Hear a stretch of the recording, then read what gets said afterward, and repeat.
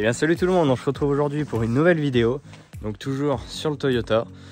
Donc c'est la partie 2 de la première vidéo du démontage de mon embrayage sur mon LJ70. Donc dans une vidéo précédente, j'avais démonté intégralement tout l'embrayage en déposant la boîte et tout de mon Toyota à même le sol. Et donc là on est dans la deuxième partie du remontage de l'embrayage. Donc commençons tout de suite. Donc, pour ceux qui n'ont pas vu la vidéo, je vous invite à aller la regarder sur le démontage avant de prendre cette vidéo en cours de route. Donc voilà, on a fait tomber les soufflets, etc.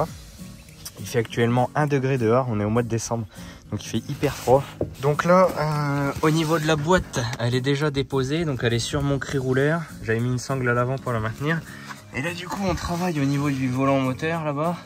Donc je viens de changer le roulement pilote là, de la queue de boîte. Donc je l'ai juste replacé dans la gorge. Dans l'autre vidéo, on avait vu comment on arrivait à le sortir. D'ailleurs, on avait bien galéré. Et donc là, joint speed Villebrequin. Donc voilà, comme on a vu, le roulement pilote il a été changé. Ensuite, joint speed Villebrequin. Le voilà. J'ai juste fait un petit mini trou là. Et en fait, il a réussi à se pousser. Donc moi, il sointait, tout ça, c'était plein d'huile.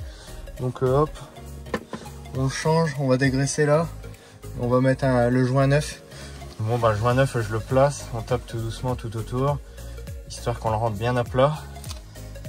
Et ensuite, on nettoiera la cloche d'embrayage.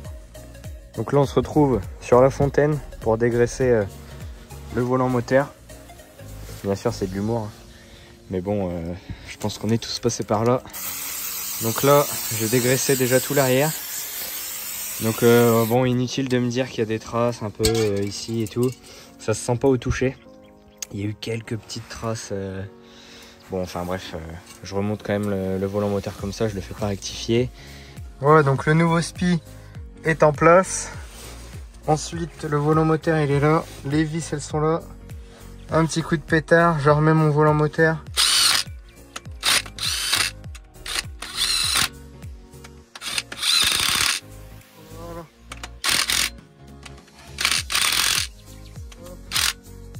Serrage là-dessus et le volant moteur il est en place. Donc on va mettre le nouveau disque d'embrayage. Donc le côté écriture, côté donc boîte de vitesse, donc le côté avec le relief, donc qui va côté hop comme ça, et ce côté là du coup la partie lisse côté volant moteur. Donc là le volant moteur il est remis. Je remets aussi ma butée là-bas dans la petite fourchette. Et puis après j'encaisse ça. Deux petits pères qui sont venus m'aider. Oh toi rouquin. Oh là là, quelle galère. C'est où le deuxième rouquin? Je suis pas rouquin moi. Non, je suis pas rouquin. Petite pause. Petite pause. Bon, la boîte c'est impossible à remettre tout seul. Les pères ils ont été obligés de venir m'aider. Et du coup bah avec le cri là ça va nickel, mais à 3 c'était pas de trop. Bon, on se retrouve quelques jours après. Donc comme vous l'avez vu, la boîte impossible à mettre tout seul, hein. J'ai essayé, c'est mort. Donc j'ai deux amis à moi qui sont venus m'aider. Et donc on a reposé la boîte. Donc je vais vous montrer tout de suite. Et là tout de suite je vais monter mon nouveau récepteur d'embrayage, parce que j'avais la pédale qui était toute molle, et en fait on va regarder l'ancien, en fait il est complètement pulvérisé.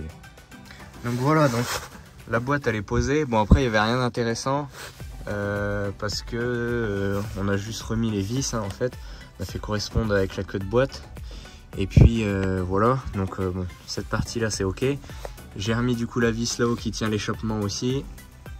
Donc là on va s'occuper de la butée qui vient juste ici, qui pend là. Donc je vais la démonter, je vais la remonter, on fera la purge. Le démarre il a été remis, et puis ensuite j'ai mes arbres à remonter. Ici j'ai un capteur, et puis après on remplira les boîtes en huile, et puis on pourra essayer de démarrer. J'ai remis aussi le levier de vitesse. Donc le levier de vitesse, j'ai démonté donc les 4 vis qui sont là, je l'ai sorti. J'ai changé la petite bague Téflon qu'il y a sur sur le levier et puis le siège du levier aussi en téflon. Bon, on se retrouve sous l'engin. Donc là, on a de la chance et du soleil. Donc, pour remplir les boîtes, donc là, remplissage de la transfert, vidange juste ici en dessous, juste là, et boîte de vitesse, remplissage ici et vidange là. Donc moi j'ai laissé les ouverts, donc c'est pour ça que ça a pissé. Là où lui il est changé, c'est bon. Ici j'ai remis le capteur de vitesse ou de compte-tour, je sais pas. Bah dites-moi en commentaire si vous savez ce que c'est, je me suis même pas renseigné. Je vais les graisser aussi. J'ai nettoyé les pions de graissage. Voilà. Je sais pas si on va bien voir, mais j'ai mis un petit coup de... Tout ça c'est plein de terre. Donc il y a le croisillon, l'arbre en lui-même. Et puis ici, hop, il y a le croisillon aussi. Voilà, juste là. Donc là on se retrouve sous le 4x4 au niveau de la commande de boîte de transfert. Donc j'ai remis un peu de graisse sur l'axe avec l'écrou derrière. Donc le levier il rentre comme ça. Et ensuite il y a la petite biellette qui est là. Donc pour l'arbre avant, croisillon neuf, comme on avait vu dans la première partie. Le croisillon était complètement mort, donc là il est neuf. J'ai fait une vidéo consacrée uniquement au remplacement du croisillon, parce que je trouvais que c'était intéressant. Et puis surtout que quand j'ai voulu le faire, j'avais pas trouvé de vidéo intéressante à ce sujet, donc du coup j'ai décidé d'en faire une. Donc les arbres sont remontés, hein. Donc maintenant on va remplir le pont que j'avais vidangé. Donc apparemment il y aurait 2 litres dedans. Bah écoutez, je vous dirai ça après. Je vais voir combien que je peux mettre dedans. Donc je suis en train de remplir mes ponts avec l'huile de boîte. Et donc voilà. Donc là je me mets à débordement. Donc on voit bien que l'huile elle est à ras des premiers filets. Et j'ai laissé couler volontairement pour bien voir. Voilà. Attends. Je sais pas si on va le voir. Voilà. Donc on voit bien que l'huile elle est à ras des premiers filets. Et donc c'est bon. Surtout pas en mettre de trop. Sinon après ça pourrait forcer quand le pont va monter en pression, car l'huile elle va chauffer un peu. Et donc ensuite même scénario sur le pont arrière. Vidange boîte de vitesse et boîte de transfert. Bon, et bien les boîtes et les ponts sont donc remplis en huile. J'ai mis un coup de démarrage. Le 4x4 a démarré sans problème. J'ai aussi purgé du coup l'embrayage. Donc là, gros confort parce que moi il embrayait vraiment que dans le fond. Donc voilà, impeccable. Donc là j'avais mis une sonde de température au niveau de ma durite de retour d'eau du moteur. Donc là, l'endroit le plus chaud. Pour contrôler visuellement, parce que ma sonde là-haut elle merdait. Et en fait je me suis rendu compte en passant du temps que ma masse au niveau de la sonde, donc sur le moteur du coup, puisque la sonde prend masse sur le moteur, et ben que cette masse elle était un peu passante quoi. Il y avait 2-3 volts, donc du coup ma sonde était pas bien étalonnée. Donc j'avais donc mis mon visco-coupleur en direct, c'est-à-dire que là j'avais vissé de part en part 3 vis pour qu'il tourne continuellement avec la vitesse d'entraînement de mes courroies. Donc là je repasse en visco origine, donc voilà. Et aussi je remets du coup un Calorsta ici, que j'ai quand même fait un petit trou à l'intérieur pour laisser passer toujours un petit débit. Et puis on contrôlera la température à la prochaine sortie et on verra si le problème de chauffe est résolu. Bon, c'est bon, le 4x4 il est remonté, donc il est juste là derrière moi. Donc je suis parti l'essayer dans les chemins. Au niveau du problème de température que je vous avais raconté, donc c'est bon, il chauffe plus.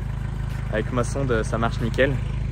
Donc là du coup j'ai remis visco coupler tout neuf avec le Calorsta. Et puis ça fonctionne super, hein, il chauffe pas. J'arrive à chauffer jusqu'à 75-80 degrés avec mes petits trous dans le Calorsta. Donc c'est nickel. Et donc là je suis parti l'essayer, faire un petit tour. Donc on rôde l'embrayage gentiment sur des petits chemins tranquilles. Cette vidéo elle touche à sa fin, l'embrayage est bien remonté. Donc ça m'aura pris quand même 2 semaines le temps de recevoir les pièces, enfin ouais 2-3 semaines, le temps de finir le 4x4 complet. Donc ouais, je filmerai d'autres sorties 4x4, j'aurai l'occasion de filmer. J'ai investi dans une GoPro Hero 11, donc maintenant je vais pouvoir vous faire un peu de contenu. Donc dites-moi votre avis dans les commentaires, ça peut beaucoup m'aider. N'hésitez pas à vous abonner et puis on se retrouve pour une prochaine vidéo. Allez, salut!